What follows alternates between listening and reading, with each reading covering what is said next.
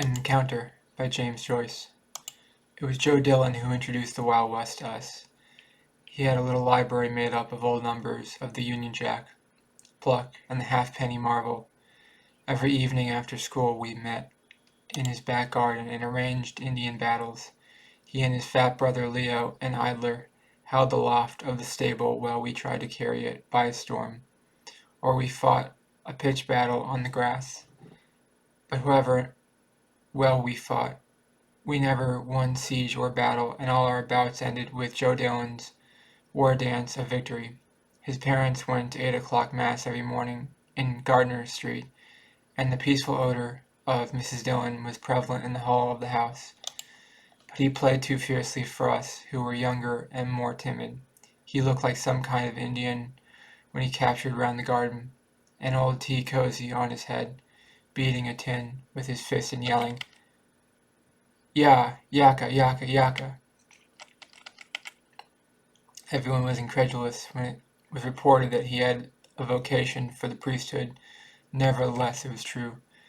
A spirit of unruliness diffused itself among us, and under its influence, differences of culture and constitution were waived. We banded ourselves together, some boldly, some in jest, and some almost in fear, and of the number of these latter, the reluctant Indians who were afraid to seem studious or lacking in robustness, I was one. The adventures related in the literature of the Wild West were remote from my nature, but at least they opened doors of escape.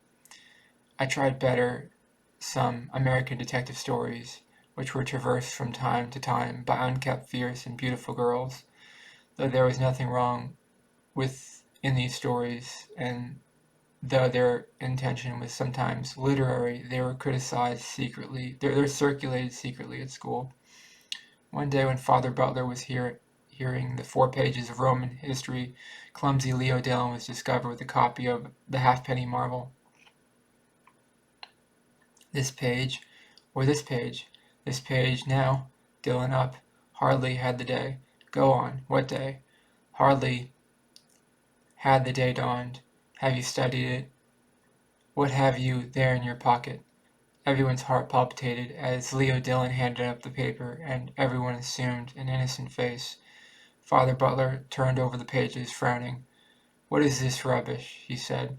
The Apache chief? Is this what you read instead of studying your Roman history? Let me not find any more of this wretched stuff in this college. The man who wrote it, I suppose, was some wretched fellow who writes these things for a drink.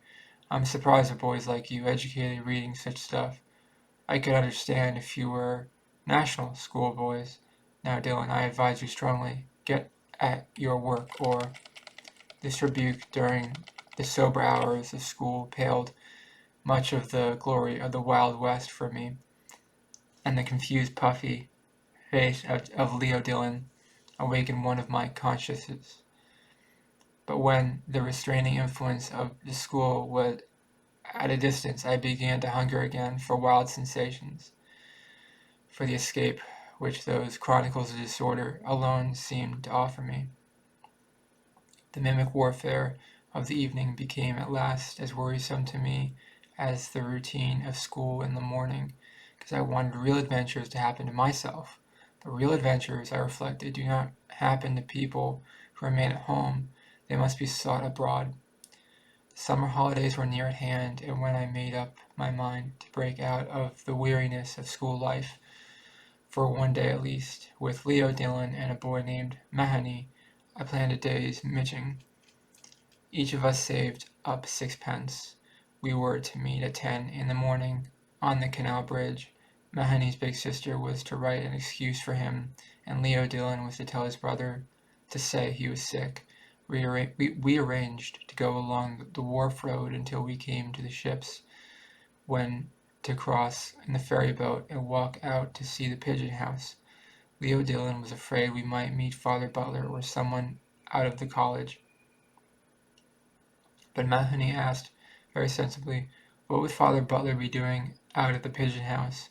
We were reassured, and I brought the first stage of the plot to an end by collecting sixpence from the other two, at the same day showing them my own sixpence. When we were making the last arrangements on the eve, we were all vaguely excited. We shook hands, laughing, and Mahoney said, "Till tomorrow, mates." That night I slept badly. In the morning I was first comer to the bridge, as I lived nearest.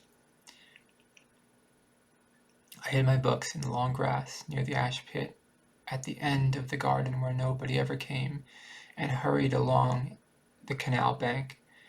It was a mild sunny morning in the first week of June. I sat up on the coping of the bridge, admiring my frail canvas shoes, which I had diligently pipe-clayed overnight, and watched the docile horses pulling a tramload of business people up the hill.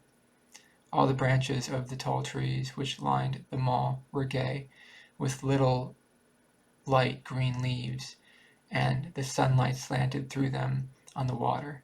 The granite stone of the bridge was beginning to warm, and I began to pat it with my hands in time to an air in my head. I was very happy. When I had been sitting there for 5 or 10 minutes, I saw Mahoney's gray suit approaching. He came up the hill, smiling, and clambered up beside me on the bridge. While we were waiting, he brought out the catapult, which bulged from his inner pocket, and explained some improvements which he had made on it. I asked him why he had brought it, and he told me he had brought it to have some gas with the birds. Mahoney used slang freely, and spoke of Father Butler as Old Bunzer. We waited on for a quarter of an hour more, but still there was no sign of Leo Dillon. Mahoney at least jumped down and said, "Come along." I knew. Thought he'd funk it. "And a sixpence," I said. "That's forfeit," said Mahoney, "and so much for the better for us. A bomb and a tanner instead of a bob." We walked along the North Strand Road till we came to Vitriol Works, and then turned to the right along the Wharf Road. Mahoney began to play the Indian as soon as we were out of public sight. He chased a crowd of ragged girls, brandishing his unloaded catapult, and when two ragged boys began, out of chivalry, to fling stones at us, he proposed that we should charge them. I objected that the boys were too small, and so we walked on, the ragged troop screaming after us, "Swaddlers, swaddlers," thinking that we were Protestants, because Mahoney, who was dark-complexioned, wore the silver badge of a cricket cup in his cap. When we came to the smoothing iron, we arranged a siege, and it was a failure, because you must have at least 3.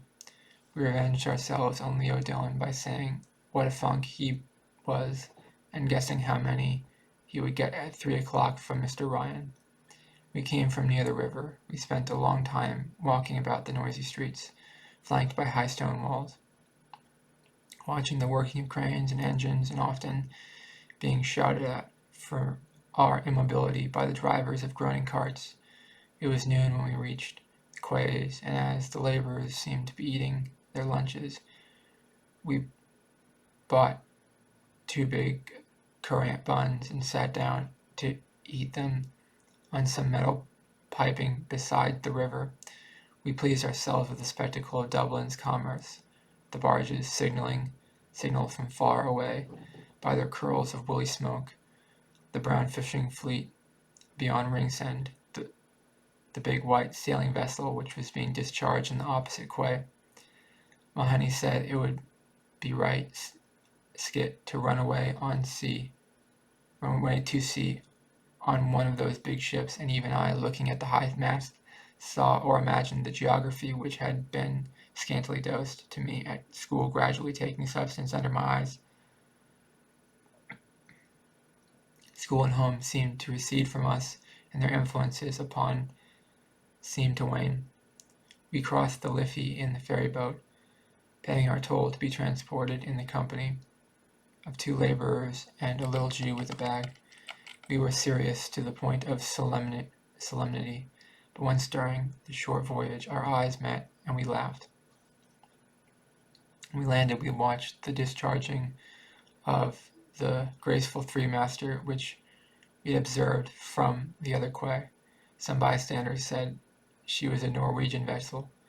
I went to the stern and tried to decipher the legend upon it, but failing to do so, I came back and examined the foreign sailors to see had any of them green eyes, for I had some confused notion. The sailors' eyes were blue and gray and even black.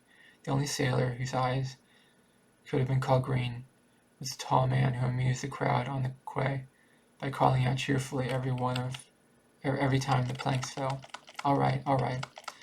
When we were tired of this sight, we wandered slowly into Ringsend. The day had grown sultry, and in the windows of the grocers' ships musty biscuits lay bleaching.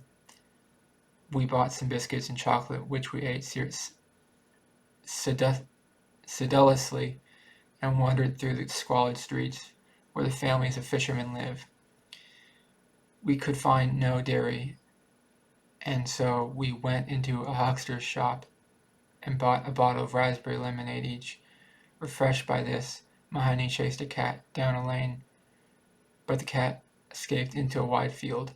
We both felt rather tired, and when we reached the field, we made at once for a sloping bank over the ridge, of which we could see the daughter.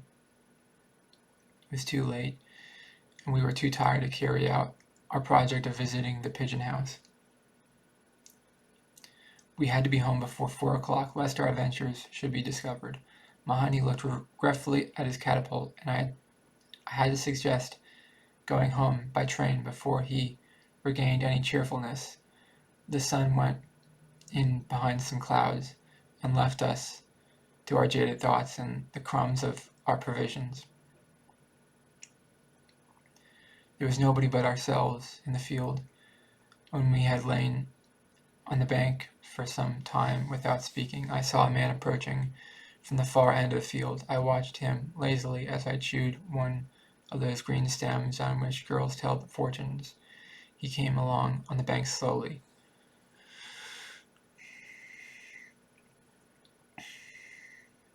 He walked with one hand upon his hip, and on the other hand he held a stick with which he tapped the turf lightly. He was showily dressed in a suit of greenish black, and wore what we used to call a jerry hat with a high crown. He seemed to be fairly old, for his mustache was ashen gray. When he passed at our feet, he glanced up at us quickly and then continued his way.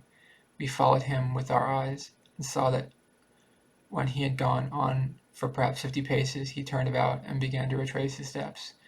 He walked towards us very slowly, always tapping the ground with his stick, so slowly that I thought he was looking for something in the grass.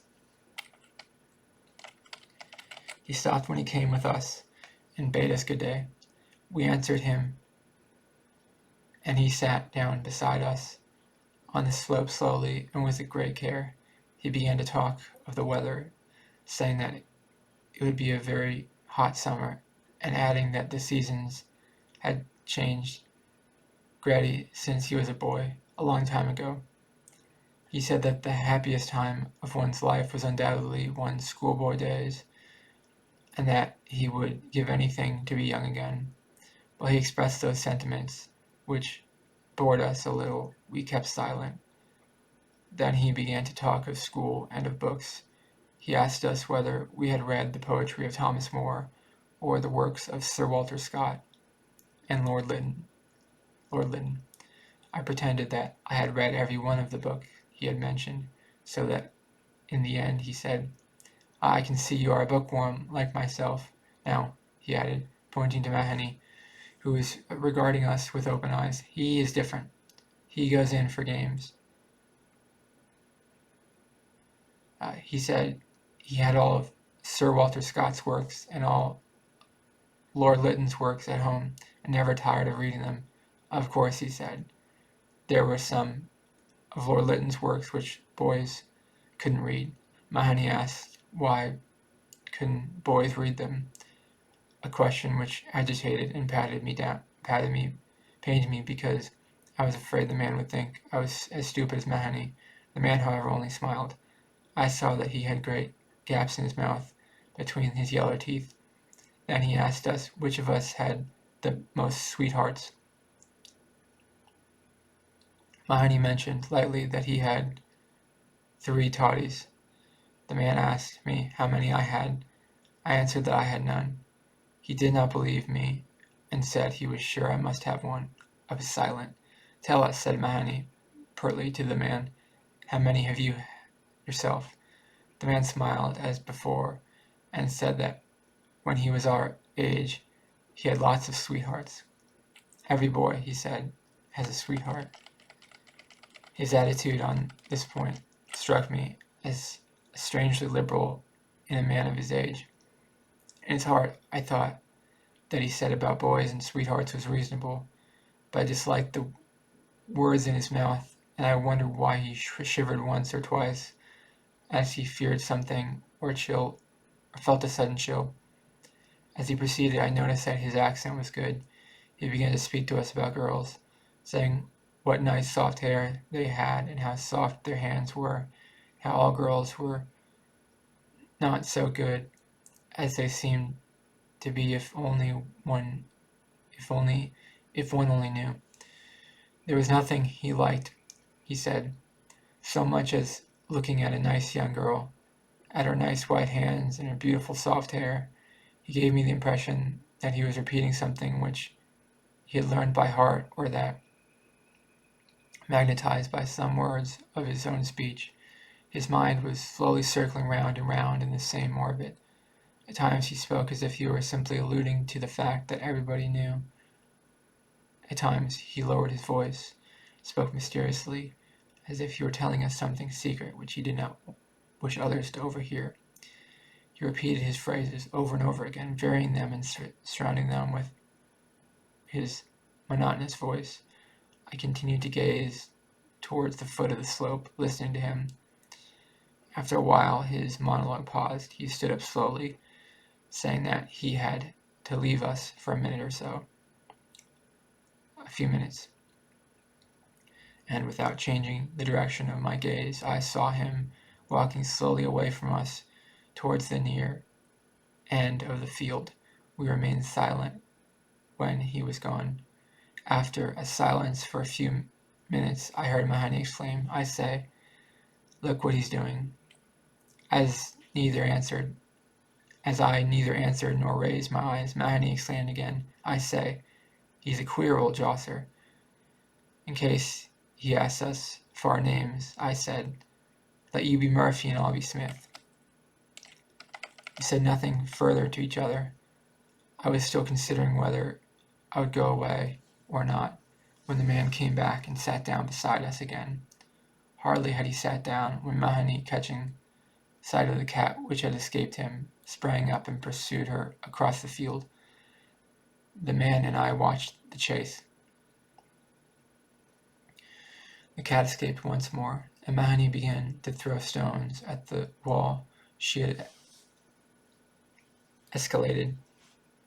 Desisting from this, he began to wander about the far end of the field aimlessly. After an interval, the man spoke to me. He said that my friend was a very rough boy, and asked, did he get whipped often at school? I was going to reply indignantly that we were not national schoolboys to be whipped, as he called it, but I remained silent. He began to speak on the subject of chastising boys. His mind, as if magnetized again by his speech, seemed to circle slowly round and round its new center. He said that when boys were that kind, they ought to be whipped, and well whipped. When a boy was rough and unruly, there was nothing would do any good but a good sound whipping. A slap on the hand or a box on the ear was no good. What he wanted was to get a nice warm whipping. I was surprised at this sentiment, and involuntarily glanced up at his face. As I did so, I met the gaze of a pair of bottle-green eyes peering at me from under a twitching forehead. I turned my eyes away again. The man continued his monologue. He seemed to have forgotten his recent liberalism. He said that if ever he found a boy talking to girls or having a girl for a sweetheart, he would whip them He'd whip him and whip him, and that he would teach him not to be talking to girls, and if a boy had a girl for a sweetheart and told lies about it, then he would give him such a whipping as no boy ever got in the world. He said there was nothing in this world he would like so well as that. He described to me how he would whip such a boy as if he were unfolding some elaborate mystery. He would love that, he said, better than anything in this world, and his voice, as he led me monotonously through the mystery, grew almost affectionate and seemed to plead with me that I should understand him. I waited till his monologue paused again. Then I stood up abruptly, lest I should betray my agitation. I delayed a few moments, pretending to fix my shoe properly, and then, saying that I was obliged to go, I bade him good day. I went up the slope calmly, but my heart was beating quickly with fear, and he would seize me by the ankles. When I reached the top of the slope, I turned around, without looking at him, called loudly across the field, "Murphy!" My voice had an accent of forced bravery in it. I was ashamed of my paltry stratagem. I had to call the name again before Mahoney saw me, and hallooed in answer. How my heart beat as he came running across the field to me.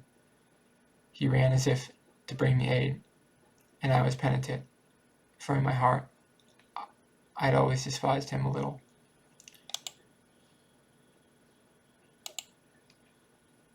And that's the end of An Encounter by James Joyce.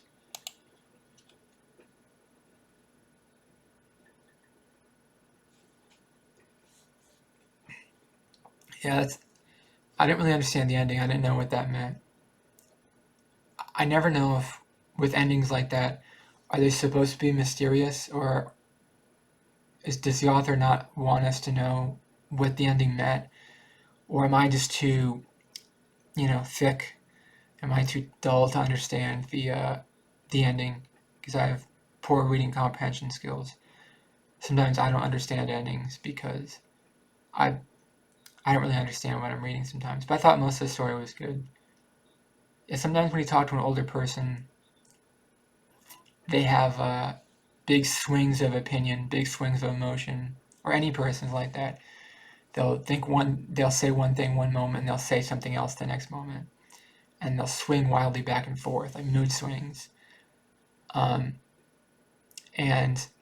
sometimes you don't know what point they're trying to make. They're just making small talk just to make small talk, and there's not like an objective point they're trying to make. Sometimes they might seem really liberal, and sometimes they might seem really conservative, and you don't know the point they're trying to make. I know 100 years ago they used to beat school children. I guess in private schools, I don't know if they did that in public schools, but I know in private schools they used to beat school children. And parents used to beat their kids more 100 years ago, but now that we have more emotional intelligence, we don't beat our kids anymore because we can communicate with them more efficiently. People are more educated today than they were 100 years ago. That's why they don't beat their children as much as they used to. If their children are upset, then help figuring out why are they upset. If your children are acting or misbehaving, then you need to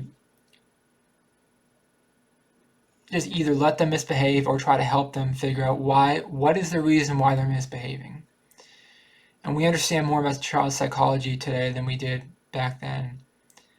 And there's no reason to beat your kids anymore. There's no reason to beat your wife because the world is more, we believe in equality now. We don't believe in subservience. We believe in equality. So we don't believe in beating anyone anymore. And that's a good thing.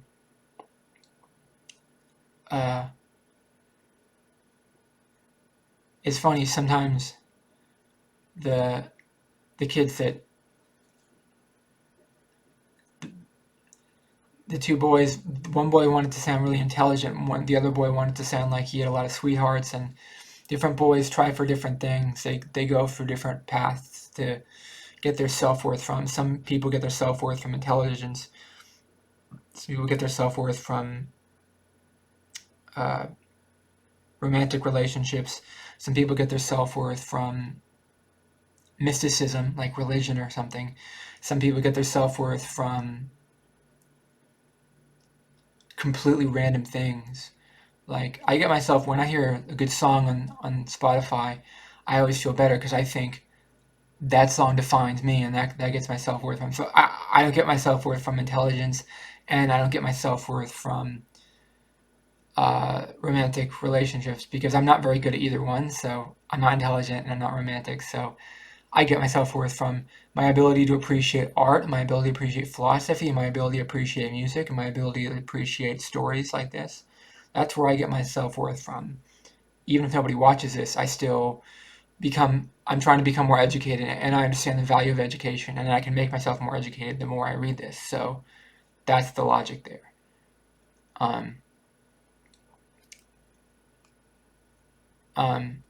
I'm trying to make myself more educated by reading classic literature. That's what my goal is.